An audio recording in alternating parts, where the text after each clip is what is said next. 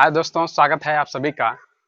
और आज भारत के भूगोल के बारे में विस्तृत से जानकारी हम लोग प्राप्त करेंगे। तो आइए स्टार्ट करते हैं कि भारत की विस्तार पृथ्वी पर कहाँ पे है। तो ये हमारा पृथ्वी है दोस्तों। और ये जो हम इससे पहले वीडियो में बताए थे कि भूमध्य रेखा, कर्क रेखा, मकर रेखा, तो आप लोग जानते होंगे भूमध्य रेखा के बारे में। ये भूमध्य रेखा है और ये उत्तरी, ऊपर में उत्तरी गोलार्ध और नीचे में दक्षिणी गोलार्ध। तो भारत यहाँ पे अवस्थित है। तो आप कह सकते हैं कि भारत अवस्थित है उत्तर पूर्वी गोलार्ध में। तो ये उत्तर पूर्वी गोलार्ध में कहाँ से कहाँ अवस्थित है, तो आइए जानते हैं। तो ये है 8 डिग्री 4 मिनट से लेकर 37 डिग्री 6 मिनट इंदिरा कोल तक। और दक्षिण में जो है वो जो है इंदिरा पॉइंट है, यानी कि भारत अवस्थित है इंदिरा पॉइंट से लेकर इंदिरा कोल तक। और 6 डिग्री 4 मिनट से लेकर 37 डिग्री 6 मिनट तक इंदिरा कोल तक है। देशांतर की बात करें तो भारत की स्थिति है 68 डिग्री 7 मिनट से लेकर 97 डिग्री 25 मिनट तक, यानी कि 68 डिग्री 7 मिनट पूर्वी देशांतर से लेकर 97 डिग्री 25 मिनट तक पूर्वी देशांतर के बीच ये भारत की अवस्थिति है। इसके बाद अगर हम बात करें पश्चिम में, तो पश्चिम में जो देशांतर है में सर्किक से लेकर जो है पूर्व में वलांगू तक है। ये जो स्थल सीमा है यहाँ से लेकर 15,200 किलोमीटर तक ये क्षेत्र स्थल सीमा कहलाता है। इसके बाद तटीय भाग, आप जानते हैं गुजरात से लेकर ये सारा भाग जो है तटीय भाग कहलाता है। तो 7,516 किलोमीटर ये लंबाई है। भारत की तटीय भाग की अगर बात करें तो भारत का तटीय भाग 7,516 किलोमीटर है। इसके बाद दोस्तों और हम आपको बताना चाहेंगे कि ज्योग्राफी में जो महत्वपूर्ण है, ज्योग्राफी में सबसे जो महत्वपूर्ण है, आपको भारत का 28 राज्य है और 9 केंद्र शासित प्रदेश है अभी वर्तमान में। तो वो 9 केंद्र शासित प्रदेश और 2800 राज्य आपको ये कंठस्थ होना चाहिए कि कहाँ पे कौन सा राज्य है। उससे ज्योग्राफी में बहुत सारा हेल्प मिलता है, बहुत सारा क्वेश्चन एक बार में दिमाग में आपको फिट हो जाता है। तो आइए हम एक बार विस्तारित करते हैं कि भारत में कौन सा राज्य कहाँ पे है। तो सबसे ऊपर जो है जम्मू कश्मीर और लद्दाख रीजन, ये केंद्र शासित प्रदेश बांट दिया गया है। तो ये अब राज्य नहीं रहा, ये केंद्र शासित प्रदेश हो गया है। पहले ये राज्य था। इसके बाद इसके नीचे जो हम आते हैं, इधर पंजाब है, इसके बाद इधर हम हिमाचल प्रदेश है, इसके बाद उत्तराखंड है, इसके बाद इधर हरियाणा है, हरियाणा के बाद राजस्थान है, इसके बाद गुजरात है, इसके बाद महाराष्ट्र है, इसके बाद गोवा है, इसके बाद जो है कर्नाटक है, इसके बाद केरल है, इसके बाद तमिलनाडु चल जाएंगे, तमिलनाडु के ऊपर चल जाएंगे जो है आंध्र प्रदेश है, तेलंगाना है, इसके बाद जो है छत्तीसगढ़ है, मध्य प्रदेश है, इसके बाद यहाँ पे है उड़ीसा है, यहाँ पे झारखंड है, वेस्ट बंगाल है, बिहार है, उत्तर प्रदेश है। इसके बाद आप लोग यहाँ जानते हैं कि पूर्व में जो है 7 राज्य है, प्लस एक सिक्किम को भी जोड़ते हैं तो 8 हो जाता है। तो 7 राज्यों में हम लोग जानते हैं यहाँ पे असम है, असम के बाद अरुणाचल प्रदेश, नागालैंड, मणिपुर, मिजोरम, त्रिपुरा, इसके बाद जो है मेघालय, इसके साथ साथ 8वां जो है सिक्किम भी आ जाता है। तो विश्व में क्या स्थिति है भारत का, तो विश्व में जो है क्षेत्रफल के में जो है 7वां स्थान है। हमारा भारत जो है विश्व में क्षेत्रफल की दृष्टि से 7वां स्थान पे आता है, 7वां स्थान पे आता है। इसके बाद इससे जो है 6 कौन कौन जो है देश है जो इससे बड़ा है। तो सबसे पहले आप जानते हैं कि सबसे बड़ा देश जो है रूस है, क्षेत्रफल की दृष्टि से सबसे बड़ा देश रूस है। इसके बाद कनाडा आता है, इसके बाद चीन आता है, इसके बाद यूएसए आता है, इसके बाद ब्राजील आता है, इसके बाद ऑस्ट्रेलिया आता है, इसके बाद 7वें नंबर पर हमारा देश भारत आता है। ये क्षेत्रफल की दृष्टि से दोस्तों बात हो गया। क्षेत्रफल की दृष्टि से 7वां स्थान है अपना भारत का पूरे विश्व में। अगर हम क्षेत्रफल की बात करें कि पूरे विश्व में भारत के पास कितना क्षेत्रफल है, तो 2.42 जो है प्रतिशत जो है पूरे विश्व का क्षेत्रफल भारत के पास है। इसके बाद जनसंख्या में विश्व में कौन सा देश का जो है क्रमांक क्या है, तो सबसे बड़ा आप जानते हैं कि चीन है, सबसे बड़ा चीन है। इसके बाद भारत का दूसरा नंबर पे भारत आता है, इसके बाद तीसरा नंबर पे यूएसए आता है, चौथा नंबर पे इंडोनेशिया आता है, इसके बाद ब्राजील आता है, पाकिस्तान आता है, बांग्लादेश आता है, इसके बाद रूस आता है। भारत का स्थलीय सीमा है, इससे जो है कौन कौन सा देश भारत के साथ सीमा साझा करता है, इस तरह भी क्वेश्चन एग्जामों में आता है, पूछता है। तो आइए हम लोग जानते हैं कि भारत के जो है कितने देश है। तो भारत के 7 देश हैं जो भारत के साथ सीमा साझा करते हैं, तो सबसे ज्यादा कौन करता है? तो पहले नंबर पर बांग्लादेश का नाम आता है। यहाँ पे बांग्लादेश है। और एक बार हम दोस्तों आपको बता दें कि आप अगर मैप को 10 से 15 बार ठीक से देखिएगा, बांग्लादेश, नेपाल, पाकिस्तान, अफगानिस्तान, म्यांमार, तो ये सारा चीज आपको याद हो जाएगा एक बार। तो जब एक बार याद हो जाएगा, दिमाग में आप कोई भी चीज अगर आप इंडिकेट कीजिएगा तो वो चीज आपको कभी फिर भूलिएगा नहीं। तो सबसे ज्यादा जो है सीमा साझा करने में बांग्लादेश का नाम आता है।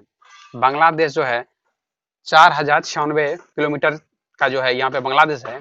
यहाँ पे जो बांग्लादेश है, ये बांग्लादेश यहाँ पे 4096 किलोमीटर की सीमा साझा करता है। इसके बाद दूसरा नंबर पे जो है चीन का नाम आता है। चीन यहाँ पे भी सीमा साझा करता है, यहाँ पे भी करता है। तो चीन जो है 3488 किलोमीटर जो है सीमा साझा करता है। दूसरा नंबर चीन का आता है। तीसरे नंबर पे आप जानते हैं कि पाकिस्तान का आता है नाम। तीसरा नंबर पाकिस्तान, यहाँ पे पाकिस्तान है। ये जो है 3323 किलोमीटर की जो है सीमा साझा करता है। 3323 किलोमीटर पाकिस्तान के साथ। सबसे ज्यादा सीमा साझा बांग्लादेश, इसके बाद चीन, इसके बाद पाकिस्तान, इसके बाद जो है नेपाल आता है, इसके बाद म्यांमार आता है दोस्तों, इसके बाद भूटान आता है, इसके बाद अफगानिस्तान आता है। तो ये सातों देश जो है भारत के साथ जो सीमा साझा करता है उसका हम चर्चा कर दिए। इसके बाद आइए हम लोग बात करते हैं कि भारत के जो है ये जो है समुद्री तट है। तो आप लोग जानते हैं यहाँ पे श्रीलंका है, यहाँ पे इंडिकेट मैंने किया है। श्रीलंका सबसे नजदीक है भारत के जल सीमा साझा करने में। दूसरा नंबर इंडोनेशिया का आता है। इसके बाद पाकिस्तान है, मालदीव है, बांग्लादेश है, म्यांमार है, थाईलैंड है, इंडोनेशिया है। ये सातों कंट्री जल सीमा साझा करने में भारत का नाम आता है। इसके बाद आइए हम लोग थोड़ा सा बात करें दोस्तों कि कौन सा रेखा किस देश के बीच खींचा गया है। भारत और चीन के बीच जो खींचा गया 1914 में शिमला समझौता में खींचा गया था। भारत और चीन के बीच की रेखा को मैकमोहन जो है लाइन कहते हैं। इसके बाद जो है यहाँ पे भारत और अफगानिस्तान के बीच खींचा गया है। ये जो है डूरंड रेखा 1896 में खींचा गया था सर डूरंड द्वारा ये रेखा का निर्धारण किया गया था भारत और अफगानिस्तान के बीच। इसके बाद तीसरा जो नंबर आता है भारत और पाकिस्तान के बीच, तो वो है रेड क्लिफ द्वारा खींचा गया है 15 अगस्त 1947 में, जब देश विभाजन हुआ तो उस समय रेड क्लिफ रेखा खींचा गया है। तो इसके बाद जो है भारत और श्रीलंका को कौन सा जल संधि अलग करता है? तो पाक जल संधि है। तो पाक जल संधि है। इसके बाद बगल में जो मन्नार की खाड़ी है। इसके बाद हम लोग बात करते हैं भारत के भौतिक स्वरूप क्या, हमारा भारत में कहाँ पे क्या है, कहाँ पे पहाड़ है, कहाँ पे पर्वत है, कहाँ पे नदियां हैं। तो भौतिक स्वरूप में हम लोग बात करें तो भौतिक स्वरूप में जो है भारत के भौतिक स्वरूप में सबसे पहले है जो है भारत का जो है कुल क्षेत्रफल का उच्च पर्वत जो है 10.7%। उच्च पर्वत जो है 10.7% भाग जो है भारत का जो है 10.7% है। पहाड़ियों की बात करें तो 18.6% पहाड़ी क्षेत्र है भारत में। इसके बाद मैदान क्षेत्र का 43% भाग जो है मैदान का है। इसके बाद जंगल जो है 32% है। इसके बाद भौतिक स्वरूप में हम लोग हिमालय का चर्चा करेंगे। हिमालय की उत्पत्ति के बारे में थोड़ा सा सिद्धांत हम बता दें। कोबर का एक सिद्धांत है, तो उसमें कोबर के अनुसार कहा गया है कि हिमालय की उत्पत्ति की जो है सर्वोच्च व्याख्या करने वाला सिद्धांत कौन सा है। हिमालय की जो है उत्पत्ति की सर्वोच्च व्याख्या करने वाला कौन सिद्धांत है? तो वो कोबर का सिद्धांत है। ये जो लाल रंग कलर से हमने इंडिकेट किया है, ये जो लाल कलर है, ये जो है ग्रेट हिमालय, महान हिमालय इसी का नाम है। इसके बाद यहाँ से जो है हिमालय के वो पार जो है उसे ट्रांस हिमालय के नाम से जानते हैं। हिमालय का जो ये है, ये क्षेत्र को हम ट्रांस हिमालय के नाम से जानते हैं। ट्रांस हिमालय में जो है 3 श्रेणी आता है, जिसमें नाम आता है काराकोरम श्रेणी का, लद्दाख श्रेणी का और जास्कर श्रेणी का। काराकोरम श्रेणी, लद्दाख श्रेणी और जास्कर श्रेणी। इसके बाद हम और बात करें जो है हिमालय को 3 खंडों में बांटा गया है। एक है जो लाल इंडिकेट किया गया है जो है बृहत हिमालय है। इसके बाद लघु हिमालय आता है, ये इसके बाद शिवालिक हिमालय आता है। बृहद हिमालय, लघु हिमालय, शिवालिक हिमालय। लघु हिमालय को जम्मू कश्मीर में पीर पंजाल कहते हैं, हिमाचल प्रदेश में धौलाधार कहते हैं। और जो है इधर हम उत्तराखंड के बारे में बात करें तो उत्तराखंड में जो है मसूरी श्रेणी कहते हैं। लघु हिमालय को उत्तराखंड में मसूरी श्रेणी कहते हैं। यहीं पे जो है काराकोरम जो है, काराकोरम की सर्वोच्च चोटी जो है केटू है। केटू जो है काराकोरम की सर्वोच्च चोटी है और जो है ये भारत की सबसे ऊंची चोटी है। अगर ऊंचाई के बारे में बात करें तो 8611 मीटर है। 8611 मीटर जो है केटू की जो है लंबाई है। ये काराकोरम की सबसे ऊंची है। ये प्योकी वाले क्षेत्र में पड़ता है। आप प्योकी जानते हैं कि पाक अधिकृत जो है कश्मीर है वो प्योकी कहलाता है।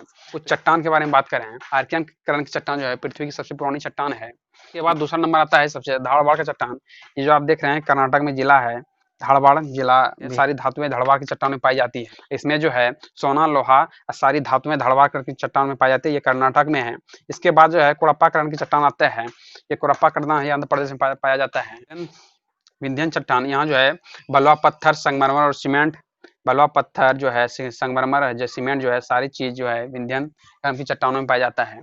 इसके बाद जो है, इसके बाद एक है गोंडवाना क्रम की चट्टान। ये जो सारा क्षेत्र जो आप देख रहे हैं गोंडवाना क्रम की चट्टान है। इसमें जो है कोयला से भरपूर है। ये जो दामोदर घाटी बेसिन है, महानदी घाटी बेसिन है, इसके बाद गोदावरी नदियों के जो बेसिन है, इसी क्षेत्र में गोंडवाना क्रम की चट्टान है। इसमें जो है कोयला बहुत मात्रा में पाया जाता है और यही क्षेत्र में कोयला पाया जाता है। और आप लोग जानते हैं कि कोयला 4 प्रकार का होता है। वो चारों प्रकार का हम लोग विस्तार से अध्ययन करेंगे। तो सबसे उत्तम या सबसे सर्वोच्च चोटी का अगर कोयला के बारे में बात करें तो वह एंथ्रासाइट कोयला। एंथ्रासाइट कोयला जो है उसमें जो है कार्बन की मात्रा जो है 85% से अधिक पाया जाता है। और ये कारगिल क्षेत्र जो है हमारा जो है जम्मू कश्मीर में पड़ता है। कारगिल क्षेत्र में जो है एंथ्रासाइट कोयला पाया जाता है। भारत में बहुत ही कम मात्रा में पाया जाता है। सबसे ज्यादा जो कोयला पाया जाता है भारत में वो है बिटुमिनियस प्रकार का कोयला। बिटुमिनियस प्रकार का जो कोयला है वो 70 से 85% तक कार्बन की मात्रा रहती है। बिटुमिनियस कोयला को मुलायम कोयला के नाम से भी जानते हैं। इसके बाद दूसरा आता है दोस्तों लिग्नाइट कोयला। लिग्नाइट कोयला जो है उसमें जो है 65 से 70% की मात्रा जो है उसमें जो है रहता है कार्बन की मात्रा। 65 से 70% की मात्रा जो है लिग्नाइट कोयला में रहता है। उसे भूरा कोयला के नाम से जानता है। जल धारण की क्षमता अधिक रहता है लिग्नाइट कोयला में। सबसे जो है निम्न कैटेगरी का कोयला यानी कि सबसे जिसमें कार्बन की मात्रा कम रहता है, उसमें धुआं ज्यादा छोड़ता है, तो पीट कोयला है। तो पीट कोयला जो है 50% के लगभग जो है उसमें जो है कार्बन की मात्रा पाई जाती है। तो पीट कोयला के बारे में बात हो गया। तो कोयला का हम लोग समझ गए ये गोंडवाना क्रम की चट्टान में पाया जाता है। आइए बात करते हैं हम लोग जो है भारत के जो आप देख रहे हैं अरब सागर, इस तटों का कुछ नाम है। कभी क्वेश्चन इससे भी आ जाता है कि कौन सा तट कहाँ पे है। तो आइए हम लोग जानते हैं कौन सा तट कहाँ पे है। मालाबार तट आप देख रहे हैं केरल के क्षेत्र में जो है यहाँ पे केरल पाया जाता है। आपको हमने दोस्तों बताया कि आप 2800 राज्य और केंद्र शासित प्रदेश को एक बार अच्छा से समझिए। इसके बाद आपको जब पूरा ये दिमाग में आ जाएगा कि मध्य प्रदेश कहाँ पे है, केरल कहाँ पे है, तो आपको क्वेश्चन बहुत जल्दी याद हो जाएगा। तो जो है मालाबार तट जो है केरल के तट को कहते हैं। ये कन्याकुमारी से मैंगलोर तक के बीच के तट को, कन्याकुमारी से मैंगलोर के बीच को तट को हम मालाबार जो है तट से जानते हैं। और मैंगलोर से लेकर गोवा के तट के बीच को उसे जो है केनरा जो है तट कहते हैं। और गोवा से लेकर गुजरात तक को जो है कोंकण के नाम से जानते हैं। ये जो है क्षेत्र जो अरब सागर का क्षेत्र है, कन्याकुमारी से मैंगलोर के बीच को मालाबार, मैंगलोर से गोवा के तट के बीच को जो है केनरा, और गोवा से गुजरात तक जो है कोंकण के नाम से जानते हैं।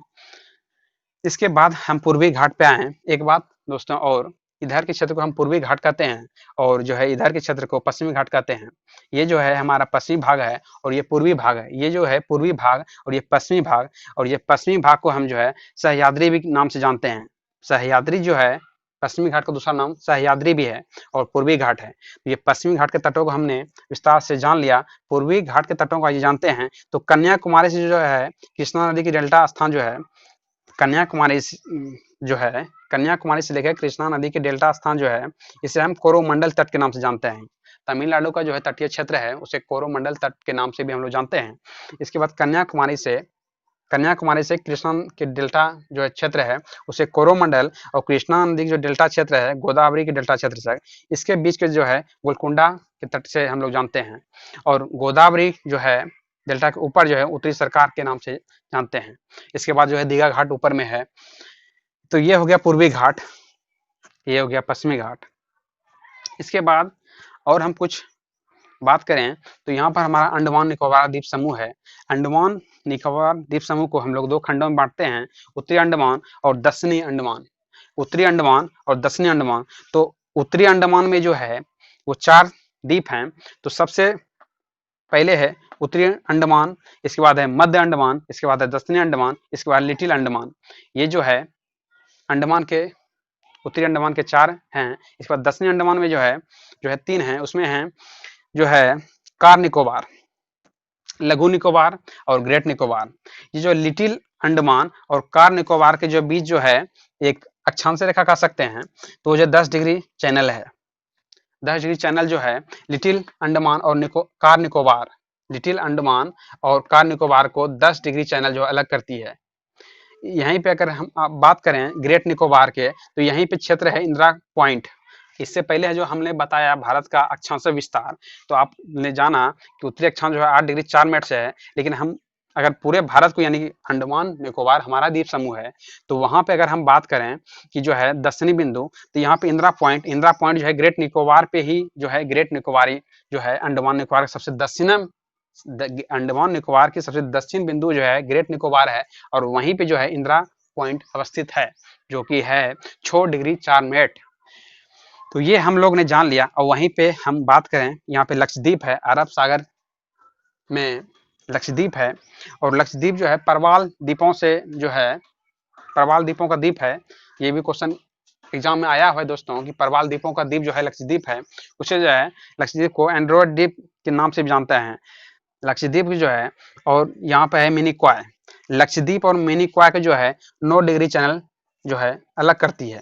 जिस तरह से हम लोग जाना कि लिटिल अंडमान और कार निकोबार को 10 डिग्री चैनल, इसके बाद जो है 9 डिग्री चैनल जो है लक्षद्वीप और जो है मिनी क्वाय द्वीप को 9 डिग्री चैनल अलग करती है। और मिनी क्वाय और जो है मालदीप, यहाँ पे एक देश है मालदीप, मिनी क्वाय और मालदीप को जो है 8 डिग्री चैनल जो है अलग करती है। चैनल यानी कि अक्षांश हम कह सकते हैं दोस्तों। 9 राज्य है भारत के तटों पर अवस्थित, वो 9 राज्य कौन है? तो 9 राज्य में आता है, एक गुजरात का नंबर आता है, इसके बाद महाराष्ट्र आता है, गोवा आता है, कर्नाटक आता है, केरल है, तमिलनाडु है, आंध्र प्रदेश है, इसके बाद जो है उड़ीसा है, इसके बाद वेस्ट बंगाल है। इसके बाद सबसे लंबी तटरेखा सीमा जो है किस राज्य के पास है? तो आंसर आएगा दोस्तों गुजरात। गुजरात जो है, ये जो गुजरात है, ये सबसे लंबी जो है सीमा, इसका तट यानी समुद्र है, यहाँ पे सबसे लंबी सीमा जो है गुजरात के पास है। दूसरा नंबर आंध्र प्रदेश का आता है।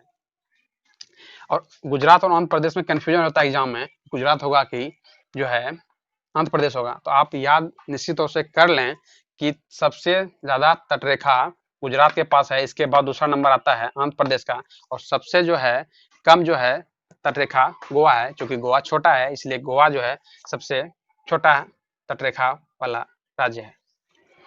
तो ये हो गया। इसके बाद जो है 8, अगर भारत के हम बात करें कि कौन सा राज्य है जो सबसे ज्यादा राज्यों के साथ सीमा साझा करता है, तो वो उत्तर प्रदेश है। उत्तर प्रदेश जो है किन किन राज्यों से सीमा साझा करता है? यहाँ पे उत्तर प्रदेश है, यहाँ पे जो उत्तर प्रदेश है, यहाँ पे उत्तराखंड है, ये उत्तराखंड है, यहाँ पे हिमाचल प्रदेश है, ये हरियाणा हो गया, यहाँ राजस्थान हो गया, यहाँ मध्य प्रदेश हो गया, यहाँ छत्तीसगढ़ हो गया, और यहाँ पे जो है झारखंड हो गया, और यहाँ पे बिहार हो गया। ये जो उत्तर प्रदेश है, ये 8 राज्यों से सीमा साझा करता है, और भारत में सबसे ज्यादा सीमा साझा करने वाला राज्य है उत्तर प्रदेश। इसके बाद साढ़े 82 डिग्री जो इलाहाबाद के पास जो है मिर्जापुर एक स्थान है, वहां पे जो है भारत का मानक समय रेखा 82.5 डिग्री पर निर्धारित किया गया है।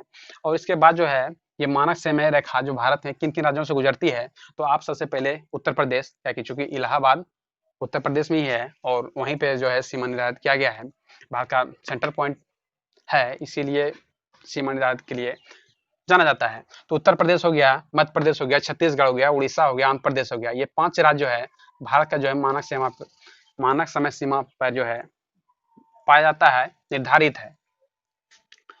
इसके बाद भारत के बीचों बीच जो है कर्क रेखा गुजरी है। सबसे पहले आप याद रखिए कि राजस्थान का छोटा सा एरिया है, राजस्थान, इसके बाद जो है गुजरात, इसके बाद है मध्य प्रदेश, इसके बाद छत्तीसगढ़, इसके बाद झारखंड, इसके बाद वेस्ट बंगाल, इसके बाद त्रिपुरा, इसके बाद मिजोरम। कभी कभी दोस्तों एक बार फिर से मैं आपको याद करा दूं, सबसे 8 राज्य कर्क रेखा जो गुजरती है वो है राजस्थान, इसके बाद गुजरात, इसके बाद मध्य प्रदेश, राजस्थान, गुजरात, मध्य प्रदेश, छत्तीसगढ़, झारखंड, वेस्ट बंगाल, इसके बाद जो यहाँ पे त्रिपुरा है, यहाँ पे मिजोरम है। कर्क रेखा से गुजरती है, मिजोरम है। एक बात ये दोस्तों आप याद कर लें कि मिजोरम है, कभी कंफ्यूजन हो जाता है मणिपुर और मिजोरम में, मणिपुर होगा कि मिजोरम होगा, तो आप याद कर लें कि कर्क रेखा से मिजोरम गुजरती है, मणिपुर नहीं गुजरती है। मणिपुर इससे ऊपर है, यहाँ पे है मणिपुर। तो क्षेत्रफल में सबसे बड़ा अगर बात करें कि भारत में सबसे बड़ा राज्य कौन है, तो क्षेत्रफल में सबसे बड़ा राज्य है राजस्थान। राजस्थान यहाँ पे है, सबसे बड़ा राज्य जो है राजस्थान है। इसके बाद मध्य प्रदेश का नाम आता है, इसके बाद महाराष्ट्र का नाम आता है, इसके बाद उत्तर प्रदेश है, इसके बाद गुजरात है, इसके बाद कर्नाटक है। सबसे छोटा अगर राज्य की बात करें तो सबसे छोटा जो है गोवा है, सबसे बड़ा राज्य राजस्थान और सबसे छोटा राज्य यहाँ पे गोवा है। क्षेत्रफल के अनुसार सबसे बड़ा केंद्र शासित प्रदेश जम्मू कश्मीर हो गया अब, और लक्षद्वीप सबसे छोटा राज्य है अभी। जनसंख्या के हिसाब से अगर बात करें, जनसंख्या में सबसे बड़ा उत्तर प्रदेश प्रथम स्थान पे आता है, इसके बाद महाराष्ट्र दूसरे स्थान पे आता है, इसके बाद बिहार तीसरे स्थान पे आता है, इसके बाद वेस्ट बंगाल चौथे स्थान पे और मध्य प्रदेश पश्चिमी स्थान पे। सबसे ज्यादा जनसंख्या उत्तर प्रदेश और सबसे कम जनसंख्या सिक्किम। और केंद्र शासित के बारे में बात करें तो सबसे ज्यादा जनसंख्या दिल्ली, चूंकि राजधानी क्षेत्र है तो दिल्ली सबसे ज्यादा जनसंख्या क्षेत्र है, और लक्षद्वीप यहाँ पे है तो लक्षद्वीप में सबसे कम जनसंख्या निवास करती है। इसके बाद जो है भारत के जो है 17 राज्य जो है पड़ोसी देशों के साथ सीमा साझा करता है। ये भी क्वेश्चन आता है कि भारत में कितने राज्य पड़ोसी देशों के साथ सीमा साझा करता है, तो भारत के 17 राज्य हैं। तो पहाड़ी पठार में हम लोग बात करेंगे, पहाड़ी पठार के बाद हम लोग नदी के बारे के चैप्टर हम लोग स्टार्ट करेंगे और नदी को समझेंगे कहाँ पे कौन सी नदी बहती है। तो पहाड़ी और पठार में जो है ये जो है पहाड़ी में अपने हम लोग ने जाना यहाँ पे जो है ग्रेट हिमालय है, महान हिमालय है, उसी में जो है लघु हिमालय है, फिर शिवालिक हिमालय है। तो यहाँ पे जो है सबसे पूरब में जो है अगर बात करें सबसे पूर्वी पहाड़ी कौन सा है तो नामचा बड़वा का नाम आता है, और यहाँ पे जो है नंगा पर्वत है, दोनों ना से है। इसके बाद हम लोग पूरब से अगर उत्तर की तरफ आते हैं तो कौन कौन सा पर्वत है तो नामचा बरवा यहाँ पे अरुणाचल प्रदेश में पड़ता है। इसके बाद कंचनजंगा आता है, सिक्किम में पड़ता है कंचनजंगा। एक क्वेश्चन और दोस्तों याद रखिए कि भारत के सबसे ऊंची चोटी के बारे में बात करें तो केटू का नाम आता है, जो कि ब्योकी वाले क्षेत्र में है, लेकिन भारत में अवस्थित सबसे बड़ा पर्वत श्रेणी तो वो कंचनजंगा का नाम आएगा। तो नामचा बरवा, इसके बाद सिक्किम में कंचनजंगा है, इसके बाद आप आगे बढ़िएगा यहाँ पे मकालू आएगा, उसके बाद ये एवरेस्ट है, ये सब नेपाल में है, एवरेस्ट है, इसके बाद मंसालू है, इसके बाद अन्नपूर्णा है, इसके बाद जो है धौलागिरी है, धौलागिरी के बाद नंदा देवी है, एक कामेट है। इसके बाद यहाँ पे जो है और पहाड़ी है, यहाँ पे है डाफला मेरी अबोर मिश्री, यहाँ पे जो है डाफला मेरी अबोर मिश्री पहाड़ी है। और पहाड़ी में यहाँ पे जो है अरावली पहाड़ी है, ये गुजरात के पालमपुर से लेकर दिल्ली के रिच क्षेत्र तक जो है फैला हुआ है। अरावली पहाड़ी जो है राजस्थान को जो है सूखा करने का कारण है। आगे जब हम ज्योग्राफिक चैप्टर जो विस्तार से जानेंगे अरावली पर्वत का जो है क्या श्रेणी है, मानसून की नकारात्मक जो है प्रभाव डालती है राजस्थान पे। गुरु शिखर अरावली पर्वत की सबसे ऊंची चोटी है, यहीं पे माउंट आबू का दरबार का जैन मंदिर है माउंट आबू में। इसके बाद यहाँ पे है विंध्याचल श्रेणी, यहाँ पे कैमूर पहाड़ी, यहाँ पे राजमहल पहाड़ी, इसके बाद सतपुरा श्रेणी, यहाँ पे महादेव पहाड़ी, मैकाल पहाड़ियाँ। इसके बाद जो है यहाँ पे जो है पश्चिमी घाट और पूर्वी घाट में कुछ चर्चा कर लें तो यहाँ पे सतमाला, यहाँ पे हरिश्चंद्र, अजंता, इसके बाद जो है महादेव पहाड़ियाँ, यहाँ केद्रेमुख है, इसके बाद ब्रह्मगिरी है। और जो है एक क्वेश्चन दोस्तों, और ये जो है नीलगिरी पहाड़ियाँ यहाँ पे हैं, नीलगिरी पहाड़ियों ये क्वेश्चन बार बार पूछा जाता है कि पश्चिमी घाट और पूर्वी घाट का मिलन बिंदु है नीलगिरी पहाड़ियाँ। पश्चिमी घाट और पूर्वी घाट एक जंक्शन पॉइंट है नीलगिरी पहाड़ियाँ। दक्षिण भारत की सबसे ऊंची पहाड़ियाँ जो है वो अन्नामलाई पहाड़ियाँ हैं, और इसी का जो है सबसे ऊंची चोटी की बात करें तो अन्नायमुड़ी है। अन्नायमुड़ी जो है दक्षिण भारत की सबसे ऊंची चोटी है और 2696 मीटर जो है ऊंचा है। और अगर दक्षिण की सबसे जो है दक्षिण में सबसे जो है कौन सी पहाड़ी है तो सबसे दक्षिणतम पहाड़ी है वो जो है महेंद्रगिरी है। पूर्वी घाट पे भी महेंद्रगिरी है। और पठारी भाग के बारे में बात करें तो जो है पठारी भाग जो है यहाँ पे जो क्षेत्र है इसे हम मध्य भारत का पठार कहते हैं। ये क्षेत्र है इसे हम मध्य भारत का पठार कहते हैं। और यहाँ पे जो है ये मालवा का पठार है, मालवा का पठार, ये मालवा का पठार है। ये जो है ये क्षेत्र जो है मालवा का पठार है। यहाँ पे जो है छोटा नागपुर का पठार है। छोटा नागपुर में जानते हैं कि खनिज संसाधन बहुत अधिक है। ये क्षेत्र जो है छोटा नागपुर है, झारखंड वाले क्षेत्र में पाया जाता है, और ये जो है एमपी में पाया जाता है मालवा का पठार। और ये जो है छोटा नागपुर पठार जो है झारखंड क्षेत्र में है। इसके बाद दंडकारण्य है यहीं बगल में। इसके बाद हम लोग यहाँ पे आए, ये दक्कन का पठार है, यानी कि इसे दक्षिण भारत का पठार भी कहते हैं। ये दक्कन का पठार है और यहीं पे है जो है तेलंगाना का पठार है बगल में। तेलंगाना के बाद यहाँ पे कर्नाटक का भी पठार है। इसके बाद गारो खासी संत्या, ये पठारी भाग गई है। पठारी भाग का जो है क्षेत्र है गारो खासी संत्या, ये मेघालय में है। ये क्वेश्चन बार बार आता है, गारो खासी जयंतिया, गारो खासी जयंतिया कहाँ पे है? ये मेघालय में है। और ये मेघालय में गारो खासी जयंतिया है, ये भारत का पठारी भाग का जो है विस्तारित रूप है। ये जो है हिमालय का विस्तारित रूप नहीं है, ये पठारी भाग का विस्तारित रूप है। दक्षिण भारत की सबसे ऊंची चोटी अन्नायमुड़ी अन्नामलाई पहाड़ियों पर है। इसके बाद दूसरा स्थान है तो दंदा बेटा का नाम आता है। इसके बाद आइए कुछ नदी के बारे में हम लोग चर्चा करें। तो भारत की नदियों को जो है उत्तर भारत की नदियों और दक्षिण भारत की नदियों, उत्तर भारत की नदियों को हम जो 3 तंत्र में बांट सकते हैं, सिंधु नदी तंत्र, इसके बाद जो है गंगा नदी तंत्र, इसके बाद ब्रह्मपुत्र नदी तंत्र। सबसे पहले हम बात करते हैं सिंधु नदी तंत्र के। सिंधु नदी तंत्र जो है जो तिब्बत में स्थान है, उसे जो है चेमा यूमियम ग्लेशियर तिब्बती भाषा में नाम है, लेकिन हम लोग जानते हैं मानसरोवर झील यहाँ पे है तिब्बत में। मानसरोवर झील, मानसरोवर झील से 2 नदी निकलती है, सिंधु, उधर एक नदी निकलती है ब्रह्मपुत्रा। तो ब्रह्मपुत्रा बाद में पढ़ेंगे, फिर सिंधु के बारे में जानते हैं। तो सिंधु नदी तंत्र जो है मानसरोवर झील से निकलती है। जो है भारत में एक नंगा पर्वत है, वहां से मुड़ती है और जो है मीठानखंड होते हुए ये जो है कराची में अरब सागर में गिरती है। उसी के बीच में कुछ कुछ नदी मिलेगी, ये जानते हैं। सिंधु नदी जो है लद्दाख और जास्कर, लद्दाख श्रेणी और जास्कर श्रेणी के बीचों बीच सिंधु नदी बहती है। इसके बाद झेलम नदी, ये जो है झेलम नदी जो है शेषनाग झील है जम्मू कश्मीर में, वहीं से निकलती है और ये आगे जाके जो है चिनाब नदी में मिलती है। चिनाब नदी और झेलम नदी मिल जाती है। चिनाब नदी जो है दोस्तों, चिनाब नदी बारालाचला एक यहाँ पे जगह है, बारालाचला, ये जो है यहाँ से 2 नदी निकलता है, चंदा और भागा, ये दोनों आगे मिलके जो है चिनाब नदी का निर्माण कर देती है और चिनाब और झेलम जाके जो है पाकिस्तान में मिलती है। इसके बाद तीसरा नंबर आता है रावी नदी का। तो रावी नदी जो है हिमाचल प्रदेश में रोहतांग दर्रा है, वहीं से निकलती है और ये भी जाके जो है चिनाब नदी में मिलती है। तो चिनाब नदी रावी नदी जो दोनों जाके मिलती है। और इसके बाद तीसरा नंबर आता है जो है यहाँ पे ब्यास नदी। तो ब्यास नदी जो है रोहतांग दर्रे से पास से निकलती है, ब्यास कुंड है उसी के पास से जो है निकलती है ब्यास नदी। ये जो है सतलज नदी में आके मिलती है। सतलज नदी कहाँ से निकलती है? तो सतलज नदी जो है यहाँ पे, सतलज नदी जो है यहाँ पे एक जगह है, इसका नाम है राकासताल झील। राकासताल झील के पास से जो है सतलज नदी जो है मिठानकोट पाकिस्तान में एक जगह है। मिठानकोट के पास जो सतलज नदी मिलने के बाद, सिंधु और सतलज नदी मिल के बाद कराची के पास अरब सागर में गिर जाती है। ब्रह्मपुत्र नदी तंत्र जो है मानसरोवर झील, मानसरोवर झील के पास जो है नदी निकलती है।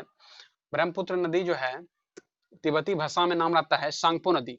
ब्रह्मपुत्र नदी का जो है, ब्रह्मपुत्र नदी का तिब्बती भाषा में सांगपो नदी नाम रहता है, यहाँ पे तिब्बत है। और इसके बाद जो है ये अरुणाचल प्रदेश में जब प्रवेश करता है, यहाँ पे अरुणाचल प्रदेश है, अरुणाचल प्रदेश में प्रवेश करता है तो अरुणाचल प्रदेश में दी हांग नाम रहता है। यहाँ पे नाम रहता है अरुणाचल प्रदेश में दिहांग, दिहांग नाम रहता है। अरुणाचल प्रदेश के बाद ये जो है असम में, धुबरी के पास से असम में प्रवेश करती है और असम में इसका नाम ब्रह्मपुत्र जो है नाम रहता है। ब्रह्मपुत्र में भी चलती है, आप लोग जानते हैं। तो ये बांग्लादेश में जो है प्रवेश करती है, बांग्लादेश में इसका नाम हो जाता है जमुना। जमुना नाम जो बांग्लादेश में जो है हो जाती है। इसके बाद जो ये नदी आके जो है बंगाली खाड़ी में, गंगा में फिर मिलती है। तो ये हो गया ब्रह्मपुत्र नदी तंत्र। इसके बाद ब्रह्मपुत्र नदी में कुछ सहायक नदी हैं। कभी क्वेश्चन आ जाता है सहायक नदी से कि कौन सा नदी किसकी सहायक नदी है। तो तिस्ता नदी है, मानस नदी है, जो है सुगंधश्री है जो है, इसके बाद संकोच है, इसके बाद लोहित है, इसके बाद दिवांग है, इसके बाद धनश्री है, पगला दिया, जिया बरेली, ये सब नदी जो है ब्रह्मपुत्र नदी की सहायक नदी है। इसके बाद आइए बात करते हैं हम लोग गंगा नदी तंत्र के। तो गंगा नदी, गंगा के पीछे आइए कुछ समझते हैं गंगा नदी पहले बनती कैसे है। तो ये भी क्वेश्चन कई एग्जाम में आया हुआ है।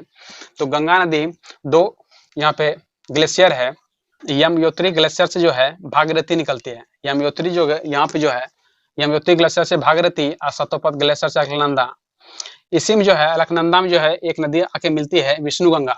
विष्णु गंगा जो मिलती है वो कहाँ मिलती है? तो विष्णु प्रयाग मिलती है। विष्णु गंगा जो है विष्णु प्रयाग मिलती है। अलकनंदा और विष्णु प्रयाग जो है विष्णु प्रयाग जगह में मिलती है। इसके बाद अलकनंदा नाम आती है। फिर अलकनंदा जो है एक नदी आगे आके पिंडर नदी मिलती है। तो वो मिल जाए, पिंडर नदी जो है कर्ण प्रयाग मिलती है। पिंडर नदी कर्ण प्रयाग मिलती है।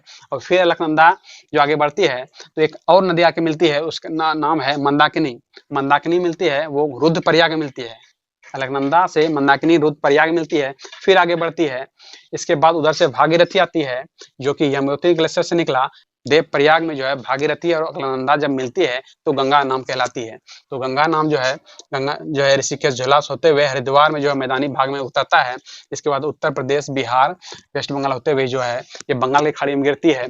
इसमें कुछ सहायक नदी है, ये जानते हैं कौन सी सहायक नदी है जो है गंगा की सहायक नदी है। तो सबसे पहले यहाँ पे हम लोग बात करें तो यहाँ पे जो है ये जो है महानंदा नदी है। महानंदा ट्रेन भी चलती है, महानंदा नदी है, महानंदा है। इसके बाद कोसी है, कोसी भी ट्रेन चलती है। तो ये महानंदा नदी है। इसके बाद जो है सबसे जो है यहाँ ऊपर में है तो यहाँ पे जो है रामगंगा है, रामगंगा नदी सबसे पहले मिलती है। इसके बाद गोमती नदी मिलती है, गोमती के बाद घाघरा, घाघरा को ही हम सरयू नदी के नाम से जानते हैं। इसके बाद गंडक, गंडक के बाद है कोसी, इसके बाद महानदी। ये सारी जो है गंगा के सहायक नदी है जो हिमालय की तरफ से निकलती है। गंगा के बाएं तट से मिलने वाली नदी है। बाएं तरफ से ये सारी नदी मिलती है। उत्तर तरफ से जितने भी नदी आते हैं, उत्तर से ये गंगा इधर जा रही है तो उसका बाएं तट उधर होगा, दाएं तट इधर होगा। तो उत्तर तरफ से जो भी नदी आ रही थी गंगा में मिलती है। तो सबसे बड़ी नदी सहायक नदी है यमुना। तो यमुना है, तो यमुना की भी जो है कुछ कुछ सहायक नदी है। तो यमुना नदी में चंबल नदी सबसे पहले मिलती है। यमुना नदी जो आती है यहाँ से चंबल मिलती है, इसके बाद सिंध मिलती है, इसके बाद बेतवा मिलती है, इसके बाद केन है, इसके बाद टोंस है, इसके बाद सोन है। ये सारी नदी जो है टोंस और सोन ये गंगा में मिलती है। और इसके बाद जो है चंबल, सिंध, बेतवा, केन ये चारों यमुना मिलती है। और यमुना जो है इलाहाबाद के पास गंगा में मिलती है। इसके बाद आगे टोंस, सोन दाएं तट से मिलती है। कुछ दक्षिण भारत की नदियों को हम जानते हैं। तो दक्षिण भारत की नदियों तंत्र को दो खंडों में बांटते हैं, एक अरब सागर की और एक बंगाल की खाड़ी में। बंगाल की खाड़ी और अरब सागर। तो एक राजस्थान में नदी है लूनी नदी, उसे अंतर्राष्ट्रीय नदी कहता है, वो विलुप्त हो जाता है। यहाँ पे गुजरात में रक्ष का कन है, वहां पे जाके खो जाती है। तो ये जो लूनी नदी है वो रक्ष के कन में खो जाती है। इसके बाद यहीं पे है साबरमती नदी, साबरमती अहमदाबाद के किनारे है। इसके बाद माही नदी है, ये कर्क रेखा को 2 बार काटती है। दोस्तों ये याद रखिए, क्वेश्चन इस तरह पूछा जाता है कि माही नदी यहाँ पे आती है, ये कर्क रेखा को 2 बार काटती है। नर्मदा नदी, नर्मदा नदी जो है विंध्याचल और सतपुरा के बीच में बहती है। और जो है नर्मदा नदी, इसके बाद नर्मदा और ताप्ती दोनों पास ही नदी है। नर्मदा नदी, ताप्ती नदी। इसके बाद अरब सागर में गिरने वाली में जो है यहाँ पे गोवा की 2 नदी है, एक है मांडवी, मांडवी एक जुआरी। इसके बाद यहाँ पे कर्नाटक में नदी है शरावती, गंगा बेली, गंगा बेली और शरावती ये कर्नाटक की नदी है। पेरियार और जो है भरतपुजा ये जो है केरल की नदी है। भरतपुजा जो है केरल की सबसे लंबी सहायक नदी है। भरतपुजा जो है केरल की सबसे लंबी सहायक नदी है। लेगून झील, लेगून झील उसे कहते हैं जब समुद्र का पानी कुछ स्थल भाग में घुस जाता है तो उसे लेगून कहते हैं जो है। और लेगून को झील के जो है केरल में कयाल के नाम से जानते हैं। इसके बाद हम लोग आइए बात करते हैं बंगाल की खाड़ी में गिरने वाले कुछ नदी के बारे में। तो बंगाल की खाड़ी में सबसे पहले दामोदर नदी, दामोदर नदी भारत की सबसे प्रदूषित नदी में नाम आता है दामोदर नदी का। इसके बाद स्वर्णरेखा नदी है, जमशेदपुर के किनारे बसा हुआ है। महानदी है, उड़ीसा में बहती है। गोदावरी है, कृष्णा है। इसके बाद जो है पेन्नार है, इसके बाद कावेरी है, बेगई है, ताम्रपासी है। ये सब नदी जो है ये अरब सागर में गिरने वाली जो है नदी है। इसके बाद हम लोग आइए और बात करते हैं कि जो कुछ क्वेश्चन नदी से इस तरह पूछा जाता है कि दक्षिण गंगा किसे कहते हैं। तो दक्षिण गंगा का जब किसे कहते हैं, दक्षिण गंगा कावेरी नदी कहते हैं। और दक्षिण भारत की गंगा गोदावरी की नदी कहते हैं। दक्षिण गंगा कावेरी नदी और दक्षिण भारत की गंगा गोदावरी। दक्षिण गंगा कावेरी नदी और दक्षिण भारत की गंगा जो है गोदावरी।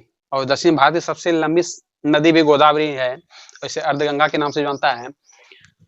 तो ये हो गया दोस्तों नदी से कुछ इम्पोर्टेंट। तो हम लोग चर्चा कर चुके हैं नदी के बारे में। हम लोग चर्चा कर लिए भौतिक स्वरूप, पहाड़ी पठार के बारे में। हम लोग चर्चा कर लिए हिमालय का विस्तारित, हिमालय को बृहत हिमालय, लघु हिमालय, शिवालय वाले कौन कौन से नाम से जानते हैं। एक चीज जो है भारत की जो है पूर्व से, कई को ये क्वेश्चन आता है कि पूर्व से जो है पश्चिम, ये पूर्व है ये पश्चिम है, इसकी लंबाई कितनी है, तो 2933 किलोमीटर है। और उत्तर से दक्षिण के बारे में बात करें तो 32 से 14 किलोमीटर है। उत्तर से लेकर दक्षिण तक भारत की लंबाई कितनी है, तो 32 से 14 किलोमीटर है। और पूर्व से लेकर पश्चिम तक 2933 किलोमीटर है। आगे हमारा वीडियो आएगा भारत का वनस्पति, भारत का दर्रे, भारत की जनजाति, ये सब सारा वीडियो आएगा। तो हमारा वीडियो कैसा लगा आप हमें कमेंट कीजिएगा। धन्यवाद दोस्तों।